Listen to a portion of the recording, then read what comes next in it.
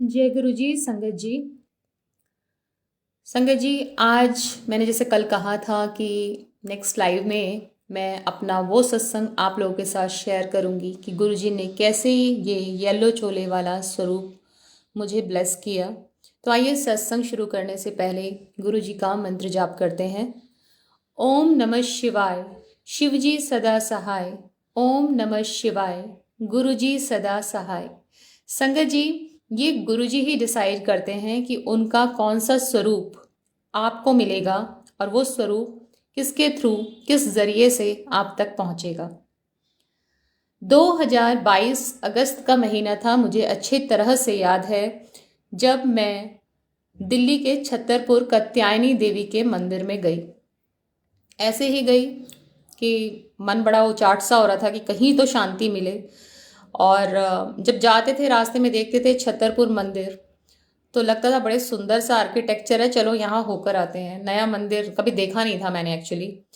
तो हम वहाँ गए और वहाँ पर ही मैं जब बैठी हुई थी, दोपहर के 3 बज रहे थे, बहुत ठंडी ठंडी हवा माता रानी की उस मंदिर में आ रही थी, दर्शन हो चुके थे। तो मेरी एक फ्रेंड का फ़ोन आता है, वो बोलती है जब वहाँ पर तुम हो तो बड़े मंदिर क्यों नहीं जाते।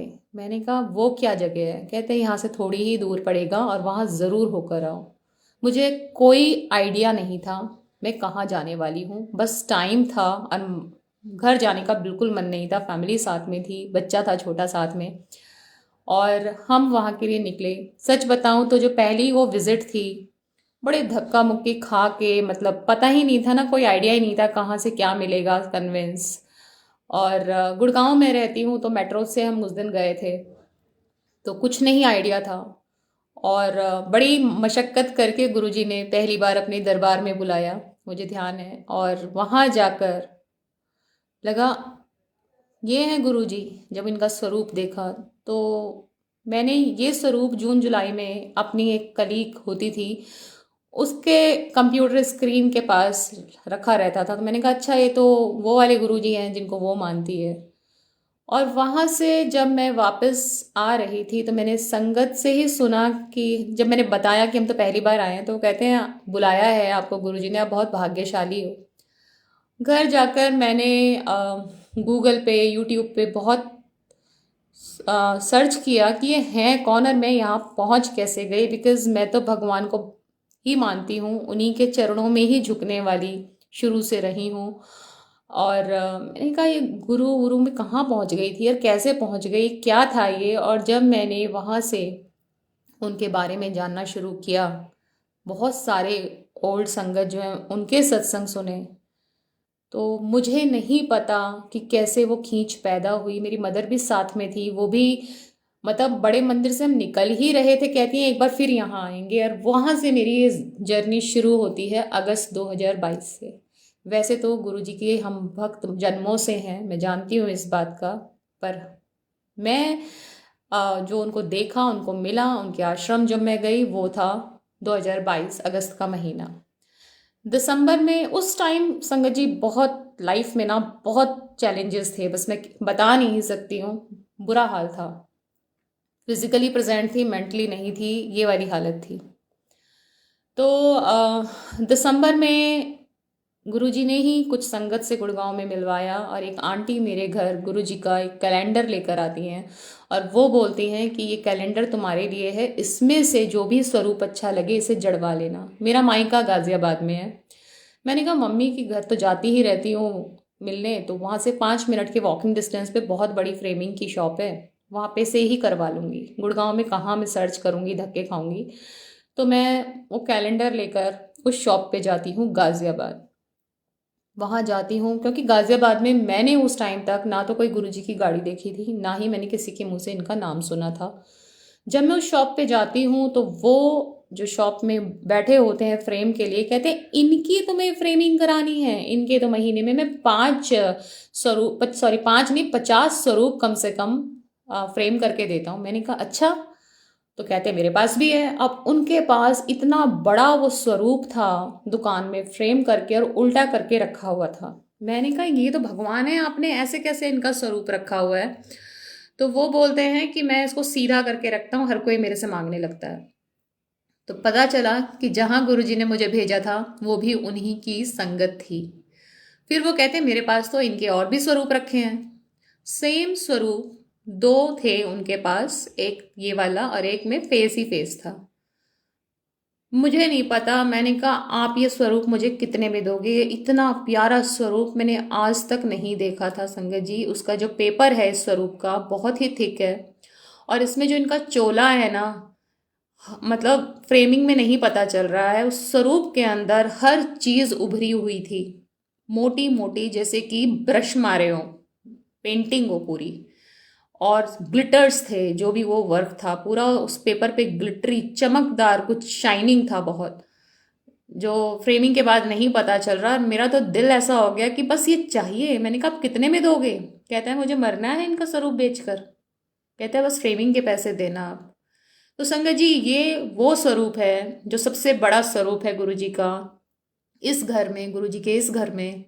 और उसके बाद मुझे कभी इतना बड़ा स्वरूप कभी गुरु जी ने ब्लेस भी नहीं किया। और सच बताऊं तो मुझे इच्छा भी नहीं है, जो है यही है मेरे साथ। तो मैं ये स्वरूप लेकर आती हूँ 3 जनवरी 2023 में। तो संगत जी गुड़गांव लेकर आती हूँ, और 4 जनवरी 2023 में हम एक छोटा सा घर पे ही सत्संग रखते हैं। अब इन बिटवीन शुरू होने के बाद मुझे ध्यान आता है, मैं मन ही मन, सुना है गुरुजी आप तो हर सत्संग में आते हो, प्लीज़ लाज रख लेना, आ जाना, ऐसे कर रही थी। एक दिन पहले से जो भी हम तैयारियां छोटी छोटी कर सकते थे वो करी। और इन बिटवीन याद आया, मैंने तो गुरुजी के तिलक ही नहीं लगाया। आधा घंटे बाद मैंने फिर चंदन का तिलक उनके लगाया माथे पर। और विद इन 10 मिनट्स जब मैंने आँख खोल कर देखी तो उस तिलक में तिलक तो दिखा ही नहीं, बस एक ओम, बहुत ही अच्छा सा जैसे पेन से बनाया हो, इतना क्लियर, इतना सुंदर वो मुझे दिखा। मुझे लगा मैं ही पागल हो गई हूँ। फिर मैंने मदर से कहा कि इनके चरण स्वरूप में ओम दिख रहा है। मम्मी कहती चरण स्वरूप में तो नहीं दिख रहा है, लेकिन माथे पर दिख रहा है। और वो थी उनकी पहली ब्लेसिंग। और उस दिन से इस स्वरूप से मेरा क्या कनेक्शन है मैं नहीं जानती। गुरु जी ने बहुत सारे सत्संग ब्लेस किए हुए हैं महीने के, तो उसके लिए लख लख शुक्राना गुरु जी। क्योंकि मैं ऐसी संगत को भी जानती हूँ जो देश के बाहर बैठे हैं, जो आपके दीवाने हैं, आपकी भक्ति करते हैं, पर अभी तक उनके पास आपका एक स्वरूप भी नहीं पहुंचा। तो हम बहुत धन्य हैं गुरु जी, स्वरूपों से भर दिया है आपने मंदिर। ये देखिए संगत जी, बहुत अच्छे अच्छे स्वरूप गुरु जी ने ब्लेस किए हुए हैं। और सत्संग में जाना, बड़े मंदिर भी कभी भी बुला लेते हैं। कोशिश रहती है महीने में एक चक्कर लगाऊं, बट कई बार तो महीने में 4 4 5 5 चक्कर भी लग जाते हैं। और साथ में कुछ मैं जो भी जाना चाहता है उस टाइम लेके जाती हूँ, तो वो भी मुझे बहुत अच्छा लगता है, एक सेवा होती है। तो बहुत शुक्राना गुरुजी। गुरुजी ही सब जगह आपको बुलाते हैं, और जब तक वो नहीं चाहेंगे आपके पास उनका कोई स्वरूप भी नहीं पहुंच सकता। इसके साथ मैं एक और चीज़ कहना चाहूँगी संगत जी, आपको कभी भी गुरुजी की कोई भी ब्लेसिंग चाहिए, कोई भी, तो प्लीज़ कभी भी ऑनलाइन ना खरीदें। गुरु जी की जो भी ब्लेसिंग्स आपको चाहिए वो मन ही मन सच्चे दिल से गुरु जी से बोलकर तो देखिए। जब भी बड़े मंदिर जाना होगा, गुरु जी कैसे ना कैसे आपको वो दिलवा ही देते हैं। और ये फैक्ट है, मेरा खुद का एक्सपीरियंस है। ब्रेसलेट चाहिए ना, ब्रेसलेट भी मिल जाता है, और ऐसे लोगों से मिलता है जिनको आप जानते भी नहीं हो। इंस्टेंटली होता है ये सब काम। मुझे ध्यान है, चलिए अभी मैं छोटे छोटे से सत्संग सुनाती हूँ। मैं बड़े मंदिर दरबार में बैठी थी जहाँ गुरु जी की गद्दी है। वहां पर बैठ के चल रही थी कुछ ना कुछ। जब हम नए नए जुड़ते हैं ना, बहुत शर्तें रखते हैं, गुरु जी अगर आप मुझे सुन रहे हो तो अभी से मुझे ना कुछ, आज मैं जब बाहर निकलूं कोई ब्लेसिंग दिलवा देना। बिकॉज जब हम सत्संग सुनते हैं तो बहुत सारे सत्संग होते हैं ना। मैं बड़े मंदिर की सीढ़ियों से निकल रही थी, एक अंकल आया, मेरे हाथ पे छोटा स्वरूप रख दिया, तो वो सुन सुन के अपने को भी लगता है यार हमें भी मिले। तो मुझे ध्यान है कि उस पर्टिकुलर डे जब मैं दरबार में बैठी थी, तो मैंने कहा गुरुजी अगर आप मुझे सुन रहे हो और मेरी आवाज़ आप तक पहुंच रही है, तो आज जब मैं बाहर निकलूं तो मुझे कोई ब्लेसिंग दिलवाइएगा। मैं बाहर निकली और एक अंकल मुझे मिलते हैं, मुझे बुलाते हैं, और मुट्ठी में एक लॉकेट स्वरूप मेरे हाथ में रख देते हैं। ये इंस्टेंटली होती हैं चीज़ें। फिर क्या होता है कि एक दिन मैं जा रही होती हूँ, शिवरात्रि का दिन था, तो मैं देखती हूँ एक सेवादार अंकल मेरे आगे वाली आंटी को मुट्ठी में ब्रेसलेट दे देते हैं। कहीं ना कहीं मन में था यार पता नहीं हमें तो मिलता ही नहीं है। नेक्स्ट विजिट जो मेरी बड़े मंदिर में हुई, उसमें जिस शटल में मैं बैठी थी, सेवादार अंकल ने अपने आप, आंटी आपको ब्रेसलेट चाहिए, और मेरे हाथ में दे दिया मुट्ठी में बंद करके। तो बिन मांगे गुरुजी सब कुछ मन में की सुनते हैं, मिलता है वहाँ पर। एक बार क्या हुआ, मेरी तबीयत बहुत ख़राब थी और सर्वाइकल बहुत ज़्यादा रहता है, तो मुझे ध्यान है कि गाड़ी ड्राइव नहीं कर सकती थी और बड़े मंदिर जाने की बहुत ज़्यादा इच्छा थी। कुछ टेस्ट हुए थे, मन बहुत घबराया हुआ था कि पता नहीं क्या होगा, डॉक्टर क्या क्या बोल रहा है ये, और स्पाइन में ये है वो है, स्पाइन खराब हो गई है। तो मैंने कहा कि मुझे तो गुरुजी के पास जाना है, बट आंखों के में ब्लरीनेस सी हो रही थी तो मैं नहीं चला सकती थी। तो एक आंटी जाती हैं यहाँ पर एवरी फ्राइडे, तो मैंने कहा आंटी अगर गाड़ी में जगह है तो क्या मैं चल सकती हूँ, बट उस पर्टिकुलर डे आंटी की तबीयत खराब हो गई और हम नहीं जा पाए। मैंने कहा गुरुजी, जब मैं जाती हूँ तो आप सेवा ले लेते हो जिसको आपको बुलाना होता है साथ में, जब मुझे चाहिए होती है तो मिलती नहीं है।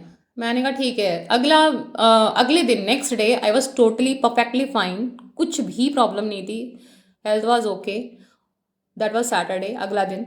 तो मैंने कहा कि आज तो बड़े मंदिर जाना है, और हम गए। बहुत ही अच्छे दर्शन हुए। आप सोचिए इतनी भीड़ भाड़ जगह पे अगर आपको एक भी रेड लाइट ना मिले तो वो किसकी कृपा हो सकती है। बड़े मंदिर में पहुंचते ही वो शब्द बजे जो आप सुबह सुन रहे थे अपने घर पे, तो किसकी कृपा हो सकती है। उसी दिन आपको बिल्कुल गद्दी से सट कर गुरुजी बैठाएं, तो वो किसकी कृपा हो सकती है। उसी पर्टिकुलर डे सेवादार अंकल आपको ब्रेसलेट दें, तो वो किसकी कृपा हो सकती है। तो ऐसे गुरुजी ने मुझे नेक्स्ट डे बुला लिया। अब क्या होता है, अब ये हो गया कि हाँ इस महीने गुरुजी ने दर्शन दे दिए हैं, करवा दिए हैं अपने बड़े मंदिर में, अब तो ठीक है, हो गया बस। नेक्स्ट फ्राइडे जो आता है तो वो आंटी, उनको पता था कि इसने मुझसे बोला था, मैं इसको नहीं ले जा पाई, कहती है बड़े मंदिर चलना है। मैंने कहा हाँ क्यों नहीं। उस दिन भी हम बड़े मंदिर गए, गुरुजी का बुलावा था, गुरुजी को पता था मैंने क्या बोला है उनसे।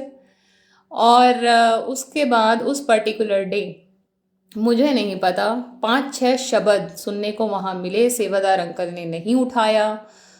बहुत ही ब्लेस्ड दर्शन थे उस दिन। और मेरी गुरुजी से कुछ ना कुछ कम्युनिकेशन चल रही थी। मेरा मुझे जो बैठने को मिला था चाय प्रसाद के लिए, तो वो बैठने को मिला था जो फाउंटेन वाली जगह है, तो वहां से बस मुझे शिवलिंग दिख रहा था जो ऊपर का था, और मैं उसे ही देख के मंत्र जाप कर रही थी, शब्द सुन रही थी, बार बार आंख खोल के देख रही थी। शिवलिंग के ऊपर बहुत सारे छोटे छोटे बंदर कूद रहे थे, तो हनुमान जी के भी दर्शन इस हिसाब से हो गए। और मेरी गुरुजी से कुछ पर्सनल बात चल रही थी। नहीं गुरुजी आप मुझे सुन रहे हो ना, आपके पास मेरी बात जा रही है ना, तो कुछ तो बताओ, कुछ तो इंडिकेशन दो। और आपको पता है क्या होता है, मेरे पीछे एक आंटी बैठती है जिन्हें मैं जानती भी नहीं थी। उन्होंने नॉक किया कमर को, और मैंने जब देखा उनकी तरफ, उन्होंने अपने पर्स से मुझे एक गुरुजी का स्वरूप दिया निकाल कर।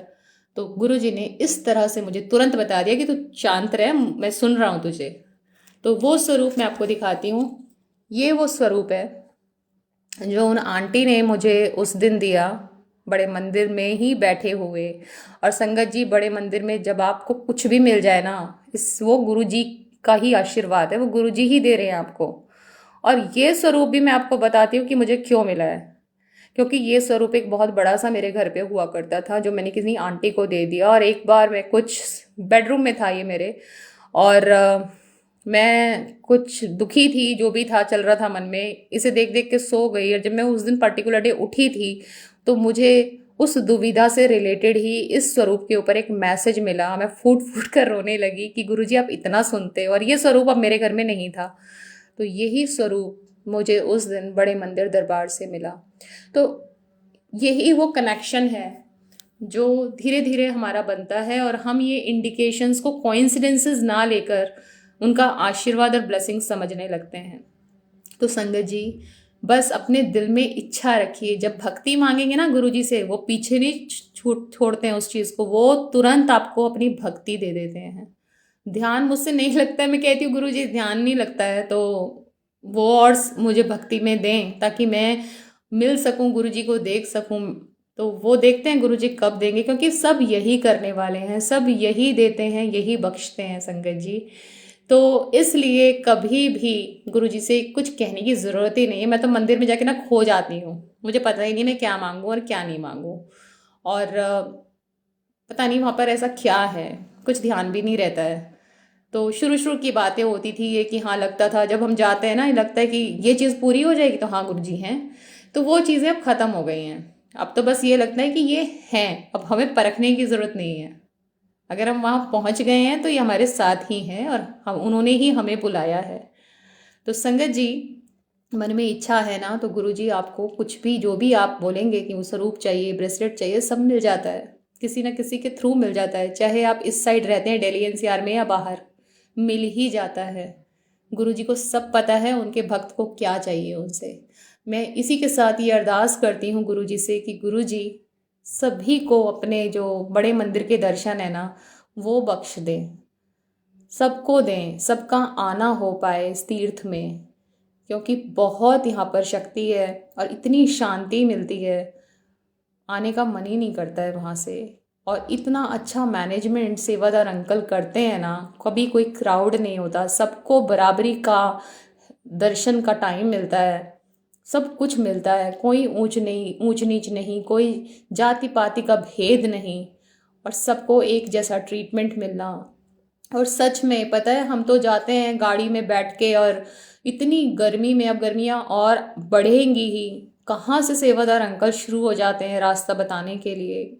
मैंने तो बहुत कुछ देखा है, हेड्स ऑफ है, और ये हिम्मत बिना गुरुजी ही देते हैं। तो गुरुजी अपनी सेवा का मौका सबको दें, सत्संग में दें या बड़े मंदिर में दें, तर जाएंगे हम लोग।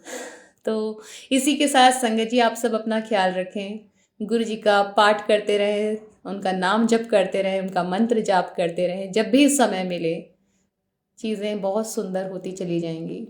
जय गुरु जी, शुक्राना गुरु जी। गुरु जी मेहर को इतना प्यार देने के लिए आप सबका शुक्राना संगत जी। Thank you so much. जय गुरु जी।